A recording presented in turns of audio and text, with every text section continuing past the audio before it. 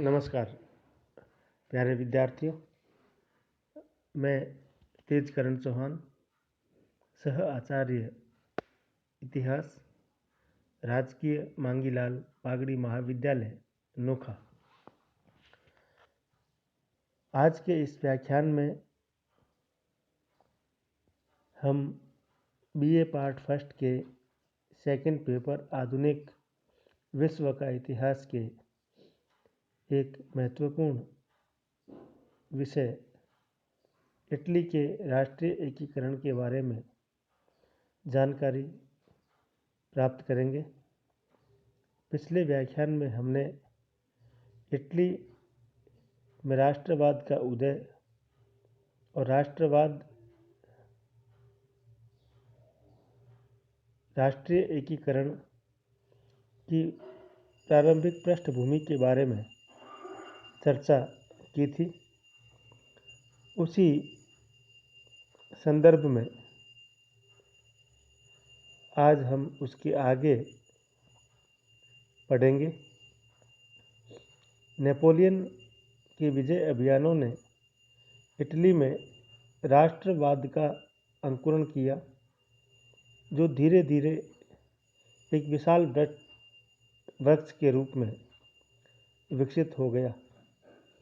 Napoleon द्वारा Austria की पराजय, जो कि इटली का घोर शत्रु था, और उसके संवैधानिक सुधार, सामंतवादी व्यवस्थाओं का खात्मा और आंतरिक व्यापार पर प्रतिबंधों के अंत ने इटली के आत्मसम्मान को और अधिक विकसित किया। नेपोलियन ही वह व्यक्ति था जिसने इटली वासियों को उनके गौरवपूर्ण अतीत का स्मरण करवाया। उसने इटली के लोगों पर अनेक कर लगाए और वहाँ के विपुल कलाकृतियों को अपने साथ ले गया। यह सब कुछ वहाँ के निवासियों को अच्छा नहीं लगा, इसीलिए नेपोलियन को ही इटली के राष्ट्रवाद का जनक माना जाता है। नेपोलियन के पतन के पश्चात 1815 में वियना कॉन्फ्रेंस हुई। नेपोलियन के पतन के पश्चात उसके सहयोगी विजेता राष्ट्रों के संघ ने नेपोलियन द्वारा निर्मित यूरोपियन मानचित्र को परिवर्तित करने का निर्णय किया। वियना कॉन्फ्रेंस का मुख्य उद्देश्य यूरोप को पुनः वंशानुगत शासकों को हस्तगत करना और उदारवादी विचारों और लोकतांत्रिक प्रवृत्तियों का दमन कर प्रतिक्रियावादी शासन व्यवस्था को पुनः स्थापित करना था, जिसकी विस्तृत चर्चा हम यूरोप की संयुक्त व्यवस्था और 1815 के वियना कांग्रेस के अध्याय के अंतर्गत कर चुके हैं।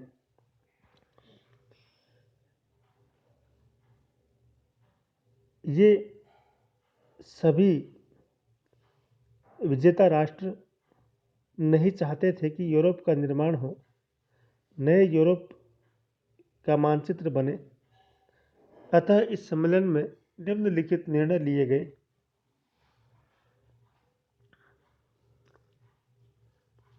जैसे बुर्बो वंश को पुनः स्थापित करना, लोम्बार्डिया पर ऑस्ट्रिया का अधिकार, क्षतिपूर्ति के सिद्धांत के आधार पर वेनेशिया को इटली से छीनकर हॉलैंड को देना, परमा मोडेना टस्कनी में पुनः हैब्सबर्ग वंश की स्थापना करना और पोप का खोए हुए प्रदेशों पर पुनः वर्चस्व स्थापित करना। इस प्रकार हम देखते हैं कि 1815 ईस्वी में इटली राजतंत्रों के अधीन चर्च के नेतृत्व में कुलीन वर्ग की कठपुतली मात्र था। इसीलिए मेटरनिख ने अपने उद्गार प्रकट करते हुए कहा कि इटली मात्र एक भौगोलिक अभिव्यक्ति मात्र है। 1815 से 1870 तक इटली ने अपने नव उत्थान आंदोलन द्वारा एक स्वतंत्र और संगठित राज्य का स्वरूप प्राप्त किया। इटली के एकीकरण में कई प्रकार की अड़चनें मौजूद थी। सबसे बड़ी अड़चन उसकी भौगोलिक स्थिति थी। एक लंबे कटारनुमा देश के रूप में इटली 3 राजनीतिक खंडों में विभक्त था। पहला उत्तर इटली, दूसरा मध्य इटली और तीसरा दक्षिणी इटली। मध्य इटली पर पोप की सत्ता काबिज होने के कारण उत्तरी और दक्षिणी इटली के मध्य किसी प्रकार का संपर्क नहीं हो सका था। इसके अलावा फ्रांस और ऑस्ट्रिया का हस्तक्षेप भी एकीकरण में मुख्य रूप से बाधक था। इटली के एकीकरण को लेकर इटली के राजनीतिज्ञ भी एक मत नहीं थे। जैसे मेज़िनी गणतंत्रवाद का समर्थक था, वहीं जियोबर्टी संघीय व्यवस्था का। इन सबसे अलग कैबूर सार्डिनिया के नेतृत्व में इटली का एकीकरण चाहता था। इटली का सामंतवादी तबका और कुलीन वर्ग सामंतवादी और जागीरदारी व्यवस्था स्थापित करने की पैरवी कर रहे थे। इटली की आर्थिक विषमता और परिस्थितियां भी एकीकरण में बाधक बनी रही। इटली के एकीकरण के रास्ते में कुछ प्रमुख घटनाएं घटी, जिसके बारे में हम यहाँ पर थोड़ी चर्चा करेंगे।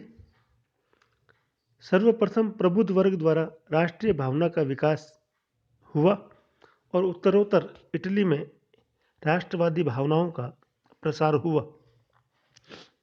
1815 ईस्वी में आयोजित वियना कॉन्फ्रेंस के निर्णय से उत्पन्न असंतोष और प्रतिक्रियावादियों द्वारा उदारवादियों के दमन के परिणाम स्वरूप प्रबुद्ध वर्ग, विशेषकर साहित्यकार, दार्शनिक और कवियों ने राष्ट्रीयता के बीज को बोते हुए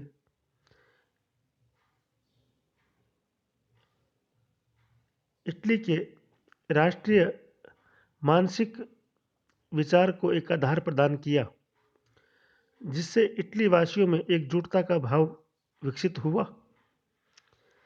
साथ ही साथ इटली के औद्योगिक विकास ने संचार और यातायात के साधनों के विकास के साथ इटली की खाई को पाटने का कार्य किया। इसी प्रकार फास्कोल और रसेटी नामक लेखकों ने 1821 ईस्वी में देशभक्ति से ओतप्रोत सामग्री प्रकाशित की। इतिहासकार एलेक्जेंद्रो मैंजोनी ने अपने ऐतिहासिक लेखों के द्वारा लोम्बार्ड संघ और गुल्फ जाति द्वारा लड़े गए युद्धों पर प्रकाश डाला। इसी प्रकार मैंजोनी ने व्यक्तिगत स्वतंत्रता का पाठ इटली वासियों को पढ़ाया।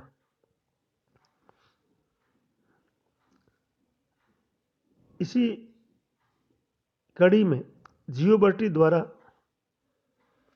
अनुदित पुस्तक, बुल्बो की रचनाएं, ड्यूरेजे की पुस्तक ने इटली वासियों में एकजुटता का विचार उत्पन्न किया और 1847 ईस्वी में कैबूर की पत्रिका अल रिसर्जोमेंट ने इटली के एकीकरण की राह को और अधिक आसान किया। इस प्रकार हम देखते हैं इटली में जागृति लाने का कार्य साहित्यकारों, कलाकारों और दार्शनिकों ने किया।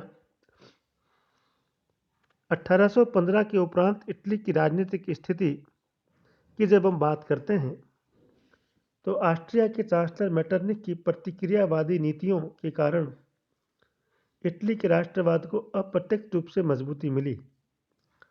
लोम्बार्डी और वेनेशिया के प्रशासनिक पदों पर जर्मन और स्लाव जाति के व्यक्तियों को नियुक्त किया गया। योजनाबद्ध तरीकों से स्कूली शिक्षा, अखबार और विचारों की अभिव्यक्ति को कुचलने का प्रयास किया गया। मेटरनिक कहता था, अकेले मरने से इकट्ठा मरना कहीं अधिक बेहतर होगा। इसी कड़ी में 1821 में इटली की क्रांति हुई। मेटरनिक द्वारा स्थापित शासन व्यवस्था से जनता में घुटन होने लगी। पिडमोंट और नेपल्स के पादरियों ने आमजन के जीवन में हस्तक्षेप किया। 1821 ईस्वी में पिडमोंट और नेपल्स के लोगों ने अपने शासकों से संविधान की मांग की, जिससे मेटरनिख परेशान हो गया। ऑस्ट्रिया, रूस, प्रशा की जनता ने राजतंत्र के अधिकारों की रक्षा के लिए सैनिक हस्तक्षेप की मांग की। इंग्लैंड और फ्रांस सैनिक हस्तक्षेप के पक्ष में नहीं थे। फिर भी मेटरनिख ने स्व विवेक से निर्णय लेते हुए पिडमोंट और नेपल्स के विद्रोह का मुकाबला करने के लिए अपनी सेनाएं भेजी। जनता की संवैधानिक मांग को दबाने और राजतंत्र के निरंकुश देवीय रूप से जनता भड़क गई। स्वतंत्रता प्रेमियों और उदारवासियों को निर्वासित किया गया, जिसमें मेजोनी और गैरिबाल्डी भी सम्मिलित थे। इसी प्रकार 1830 के आखिरी दिनों में भी अनेक घटनाएं घटी, जैसे मोडेना के फ्रांसिस चतुर्थ और परमा में मैरी लुईसी के द्वारा जनता द्वारा अभद्र व्यवहार किया जाने लगा। पोप के राज्यों में क्रांतिकारियों ने अंतरिम सरकार स्थापित की। ऑस्ट्रिया ने रूस और प्रशा के सहयोग से आंदोलन को कुचलने का प्रयास किया। मैजिनी को कार्बोनरी नामक गुप्त संगठन के कार्यों में संलिप्त होने के कारण गिरफ्तार किया गया और मैजिनी ने ही जेल से भागकर आगे चलकर यंग इटली की स्थापना की, जिसने इटली के एकीकरण में प्रमुख भूमिका निभाई। 1833 में पिडमोंट में विद्रोह हुआ, जो सार्जेंटी कॉन्स्पिरेसी के नाम से जाना जाता है। चार्ल्स एल्बर्ट ने मैजिनी की इच्छाओं के विरुद्ध क्रांतिकारियों की मांगों को ठुकरा कर अनेकों को सूली पर लटका दिया। गैरिबाल्डी और जियोबर्टी को निर्वासित कर दिया गया और ऐसा लगने लगा कि चार्ल्स एल्बर्ट मेटरनिख का दलाल बन गया है। चार्ल्स एल्बर्ट ने आंदोलनकारियों को हतोत्साहित किया। उसकी पत्नी हैब्सबर्ग राजवंश की थी। 1842 में उसने अपने पुत्र विक्टर इमैनुअल द्वितीय का विवाह हैब्सबर्ग वंश की राजकुमारी के साथ तय किया तथा जनता अब एल्बर्ट के नेतृत्व पर संदेह करने लगी। चार्ल्स एल्बर्ट ने निरंकुश होने के बावजूद सार्डिनिया, पिडमोंट में सेना और वित्त नीति में सुधार किया।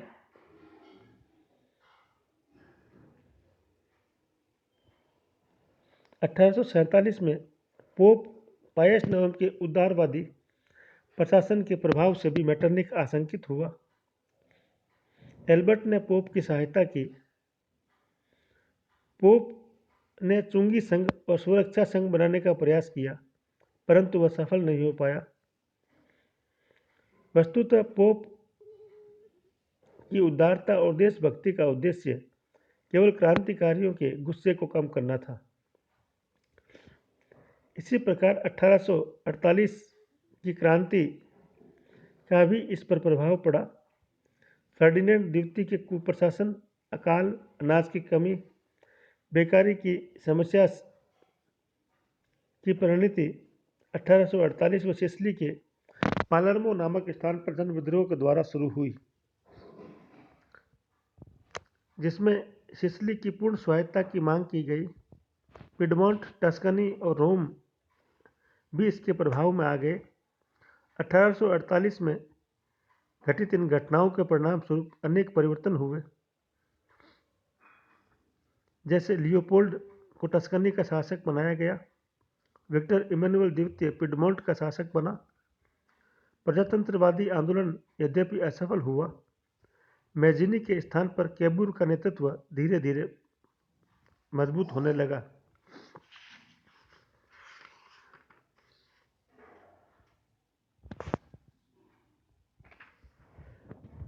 इटली के एकीकरण में मैजिनी का एक अपना अलग अहम स्थान है। मैजिनी का जन्म लिगुरियन रिपब्लिक में हुआ। उसके पिता पेशे से चिकित्सक थे। मैजिनी बचपन से ही कुशाग्र बुद्धि का व्यक्ति था। उसने विधि विषय में स्नातक किया और वह पुअर मैन्स लॉयर के नाम से प्रसिद्ध हुआ। 1815 की वियना कॉन्फ्रेंस के निर्णय की अनुपालना में जेनोवा पिडमोंट के अंतर्गत समायोजित कर लिया गया, जिसका वहाँ की जनता ने विद्रोह किया। 1820 ईस्वी तक विद्यार्थी के रूप में मैजिनी ने शेक्सपियर, दांते, बायरन, शिलर, ह्यूगो, हर्डर जैसे अनेक लेखकों की रचनाओं का अध्ययन किया। दांते और मैकियावली के लेखों ने मैजिनी में राष्ट्रवाद को अंकुरित किया। अपनी शिक्षा दीक्षा के बाद मैजिनी ने पत्रकार के पेशे को अपनाया। उसने समसामयिक विषयों पर अनेक लेख लिखे और इटली वासियों में राष्ट्रवाद की भावना को जागृत किया। 1831 में उसने यंग इटली नामक संस्था की स्थापना की, जो इटली की एकीकरण में मुख्य संस्थानिक दृष्टि से भूमिका अदा की। मैजिनी का मानना था, राष्ट्र के प्रति निष्ठा, मानवता के प्रति कर्तव्य का बोध होना आवश्यक है। वह अपनी पुस्तक में ड्यूटीज ऑफ मैन में राष्ट्र की सेवा को सर्वोच्च स्थान प्रदान करता है। 1835 में उसने लिखा कि हमारी आबादी 12 करोड़ है और प्राचीन काल से लोग हमें इटली की जनता को पुकारते चले आ रहे हैं। हमारे देश की प्राकृतिक सीमाएं हैं और बिल्कुल स्पष्ट है।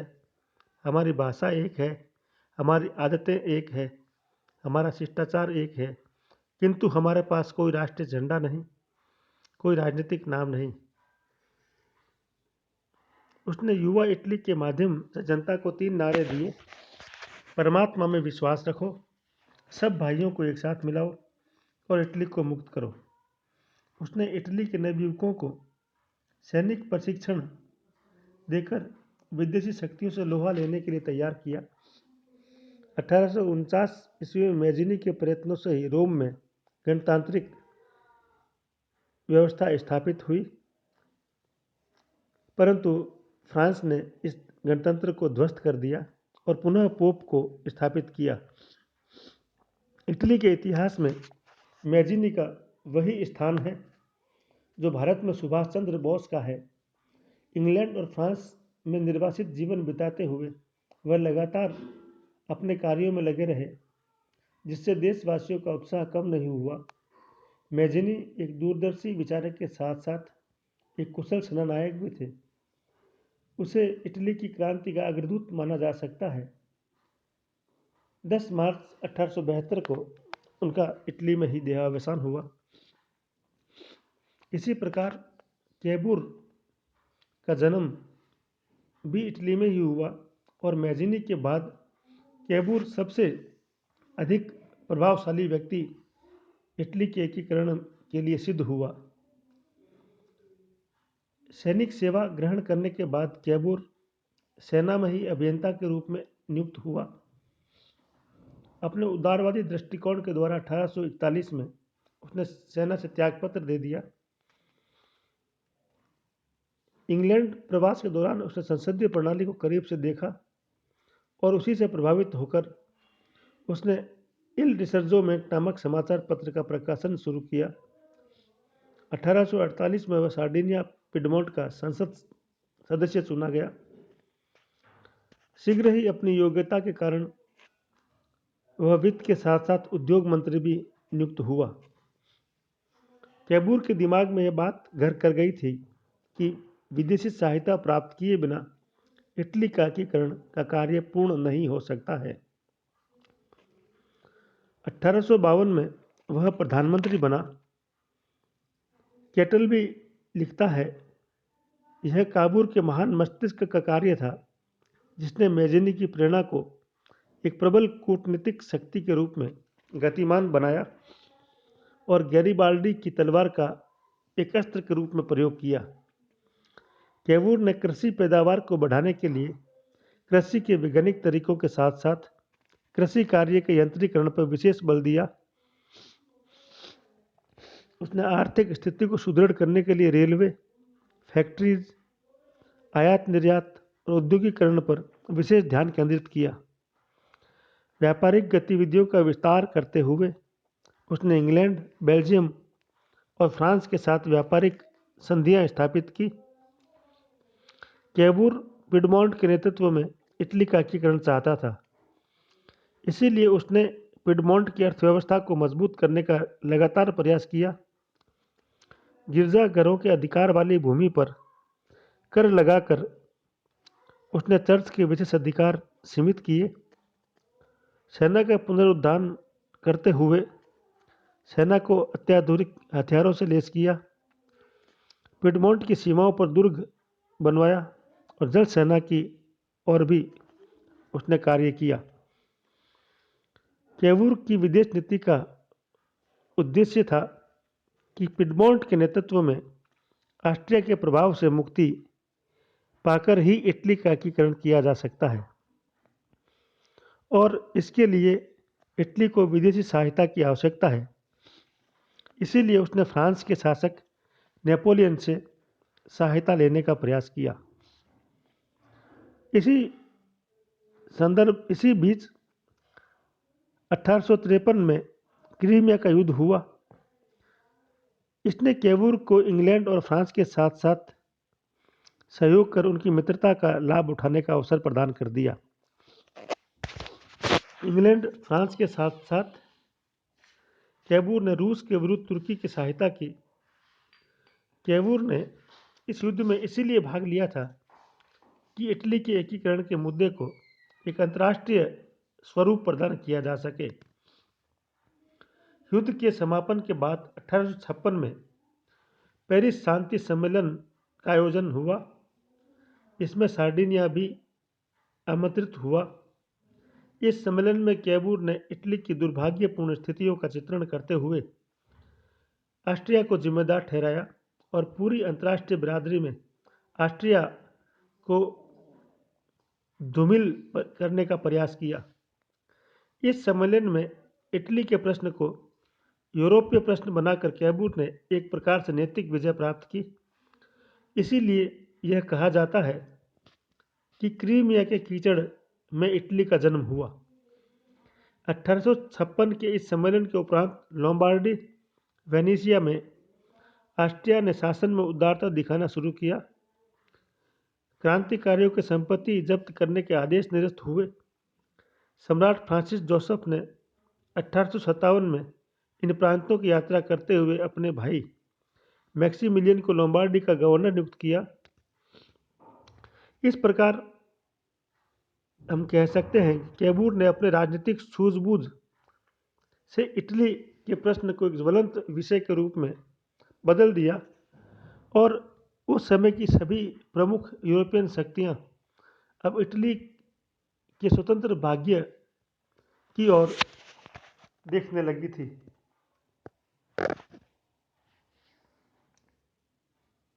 धन्यवाद। अगले अध्याय में हम गैरिबाल्डी और इटली के एकीकरण के विभिन्न चरणों की ओर बात करेंगे, जानेंगे। जय हिंद, जय भारत।